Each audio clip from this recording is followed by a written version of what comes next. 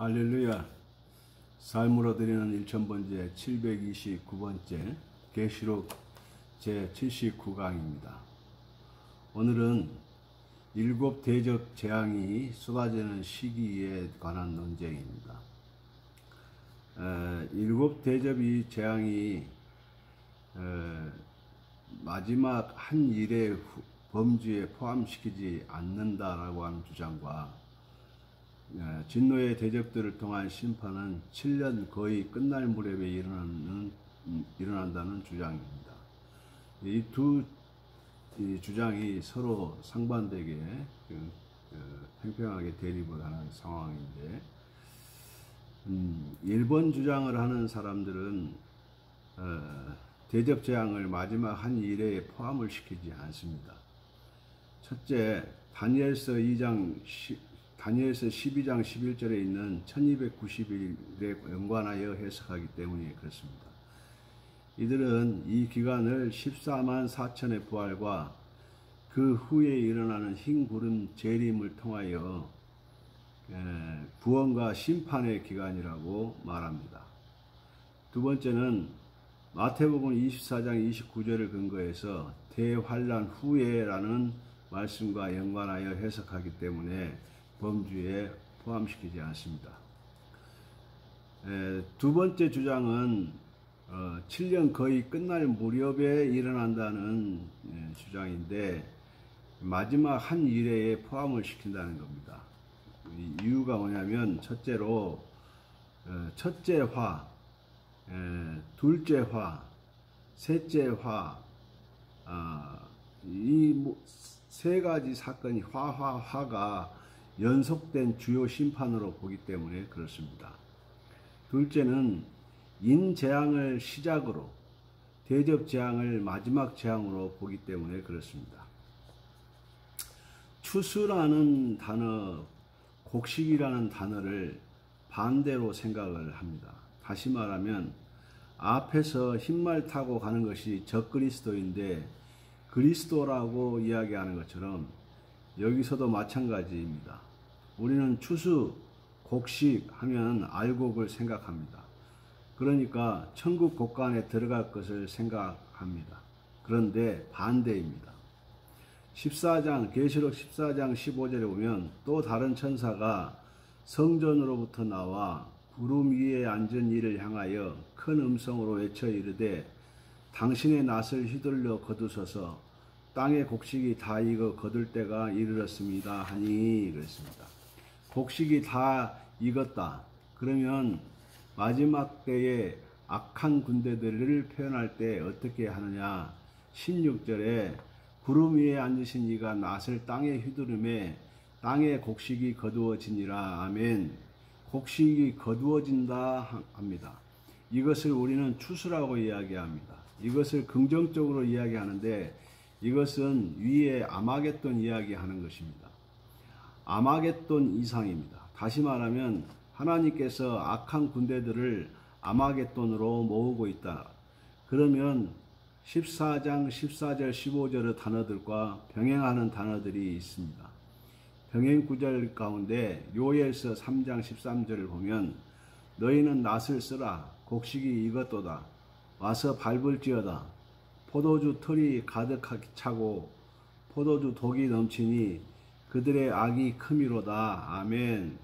그들의 악이 크미로다 라고 하는 계시록 14장 15절에 낫도 나오고 곡식이 익었다고 나오고 포도주도 나왔고 이 다 나왔습니다. 이것이 병행구절입니다. 요엘 선지자가 예언을 해놓고 있다가 계시록을 보다가 이해가 안 되면 어디로 가라고 그랬습니까? 65억 원 앞으로 나가면 찾아볼 수 있는 겁니다. 계시록은 65억 원의 결론입니다. 이 결론이라는 말은 앞에 다 있다는 이야기입니다. 예언서를 통해서 찾아보면 다 나오는 이야기입니다.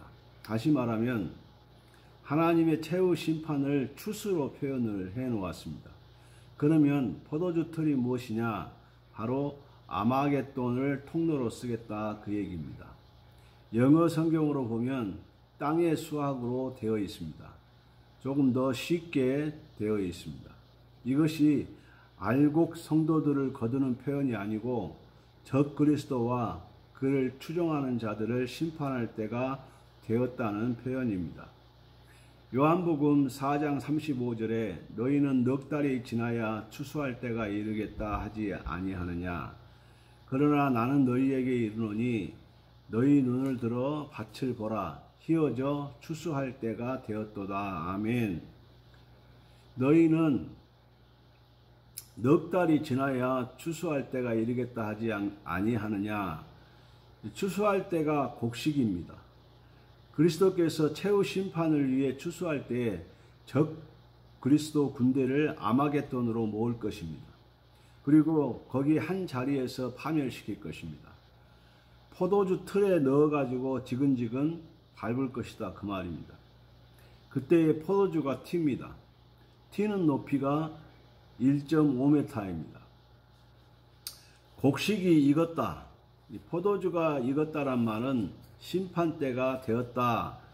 이제 이것이 전적인 타락을 보여주는 것입니다. 고르고 할 것이 없습니다. 포도가 다 썩어가지고 고르고 할 것이 없어서 한꺼번에 집어넣어서 밟아버린다. 그 말입니다.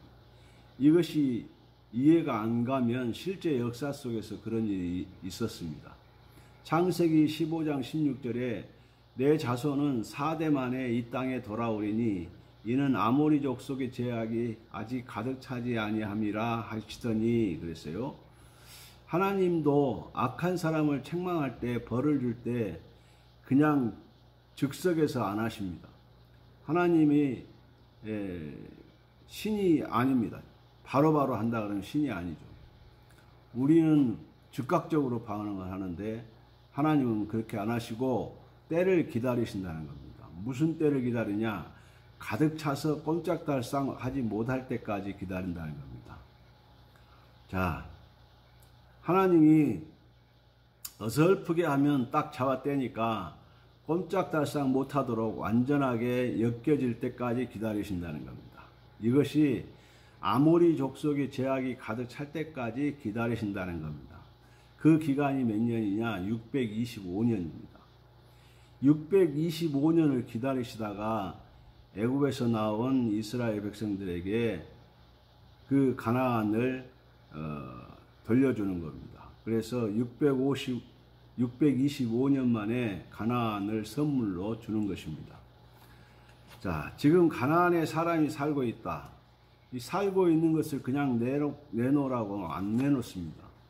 죄가 가득해서 꼼짝 못하도록 내놓을 수밖에 없도록 기다린다는 겁니다. 마찬가지입니다. 곡식 익을 때까지 기다리라고, 추수 때까지 기다리라고, 그러면 흑백이 가려진다고 말씀하시는 겁니다. 알곡과 쭉정이가 또 가라지가 그냥은 안 보입니다. 그러나 추수 때에는 구별이 된다는 겁니다. 자기 스스로 그것을 드러낸다는 거죠. 그때까지 기다리라고 하시는 분이 하나님이시다는 겁니다. 준비하면서 기다려야 됩니다. 때를 기다려야 되죠. 자기 때가 온다는 겁니다. 하나님이 우리를 은사대로 쓰실 때가 온다는 겁니다. 계시록 14장 19절과 20절에 보면 천사가 낫을 땅에 휘둘려 땅에 포도를 거두어 하나님의 진노의 큰 포도주 틀에 던짐에 성 밖에서 그 틀을 밟히니 틀에서 피가 나서 말 굴레까지 닿았고 1600 스타디온에 퍼졌더라. 그 높이가 6피트인데 6피트가 1.5m입니다. 그래서 말 굴레까지 닿았고 라는 얘기는 말 곱비가 있는 이 높이가 1.5m입니다. 그래서 밟아서 피가 튀는 피가 거기까지 튀어 올랐다는 겁니다. 지근지근 밟는 것입니다. 이것이 그리스도께서 하나님을 대적하는 악한 사람들을 한꺼번에 짓밟은 분노를 여기에 이야기하고 있는 것입니다. 오늘 말씀은 여기까지입니다. 우리가 7 재앙, 3가지 재앙 중에 대접 재앙이 쏟아지는 시기가 어디냐? 우리는 7년 대환란 마지막에 있을 것이다, 이렇게 보는 것이고, 하나님께서는 또 어떻게 심판하시느냐? 제약이 때가 찰 때까지 기다렸다가 마지막에 한꺼번에 심판을 하신다는 겁니다. 자, 하나님은 때를 중요시 여기는 분이십니다. 제약이 가득 찰 때까지 기다리신다는 겁니다. 지금 죄 지었는데 괜찮다? 뭐 살만하는데? 하나님이 뭐 벌 안 주시는데? 안심할 것이 아니다, 그 말입니다. 죄를 지으면 하나님께서 그 죄의 분량이 찰 때까지 기다리시고, 마음을 돌이켜서 회개하면 용서해 주시고, 돌이키지 않고 계속 죄를 지으면 때가 찰 때까지 기다리신다는 겁니다. 무서운 거죠. 그러니까 결코 우리가 죄를 좌시해서는 안 되는 것 가운데 한 가지 이유입니다. 또 긍정적으로 보면 우리가 열심히 준비하고, 열심히 공부하고, 열심히 말씀을 읽고, 열심히 신앙생활 잘하면 때가 차면 하나님께서 그 필요한 대로 은혜를 주신다는 사실입니다. 우리 모두에게 그런 날이 속히 오시기를, 좋은 날이 속히 오시기를 주의 이름으로 축복합니다. 일천번제도 열심히 이제 막바지를 향해서 달려가고 있습니다. 때가 차면 1000번이 될 거고, 그 때가 차면 하나님께서 각자에게 필요한 대로 은혜와 복을 내려 주실 줄로 믿습니다. 기도하겠습니다. 하나님 감사합니다. 오늘 밤에도 무덥고 힘들고 어려운 중에도 저희들 하나님 말씀을 붙잡게 하시고, 기도하게 하시고, 또 열심히 주를 위해 헌신 봉사 충성하게 하시니 감사합니다. 하나님, 때가 차면 하나님께서 심판을 행하시는 것처럼 때가 차면 또한 우리 믿는 자들에게 은혜와 복을 내리워 주실 줄로 믿습니다. 우리의 때가 속히 오도록 하나님께서 은혜를 주시어서 참으로 이 땅에서 마음껏 주를 섬기며 생명 살리는 데 헌신할 수 있도록 하나님께서 은혜와 복을 더하여 주옵소서. 예수님 이름으로 간절히 축복하고 기도하옵나이다. 아멘. 아멘. 감사합니다. 다음 시간에 뵙겠습니다.